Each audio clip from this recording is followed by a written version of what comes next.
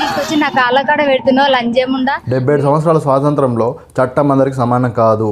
చట్టం అనేది పేరు, అధికారం, డబ్బు ఉన్న వాళ్ళకి మాత్రమే పనిచేస్తుంది, బీద వాళ్ళ కోసం పనిచేయదు అనేది స్పష్టమవుతుంది. ఈ స్టేట్మెంట్ ఎందుకు అంటున్నా అంటే ప్రజెంట్ ఉన్న నార్కల్ ఇన్సిడెంట్ చూస్తుంటే ఇదే స్పష్టమవుతుంది.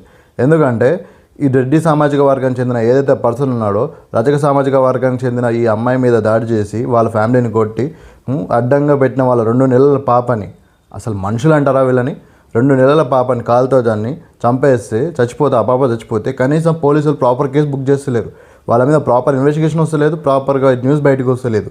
ఏదున్నా బాధితులేదే తప్పు అన్నట్టు మాట్లాడుతున్నారు. కనీసం కేసులన్నా ప్రాపర్ బుక్ చేసిరంటే లేదు. సో ఎవరు తీన్మార్ మల్లాని వెళ్ళి మాట్లాడినప్పుడు మాత్రం వాళ్ళు రెస్పాండ్ అవుతారు.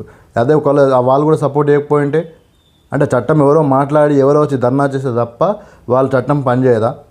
దీని మీద ఒక సామాజిక వర్గం అనే కాదు, అందరం కలిసి గొంతెత్తాల్సిన విషయం. ఎందుకంటే చట్టం అందరికీ సమానం, అందరి దృష్టిలో చట్టం ఒకటే. అందరికీ న్యాయం జరిగినప్పుడే దానికి ఒక వాల్యూ ఉంటుంది, లేదంటే దాని మీద ఎవరికి నమ్మకం ఉండదు. దీని మీద మీ ఒపీనియన్ చెప్పండి. అండ్ ఈ విషయాన్ని మాత్రం ఖచ్చితంగా రేజ్ చేయాలి. అందరం ఈ విషయాన్ని షేర్ చేసుకోండి.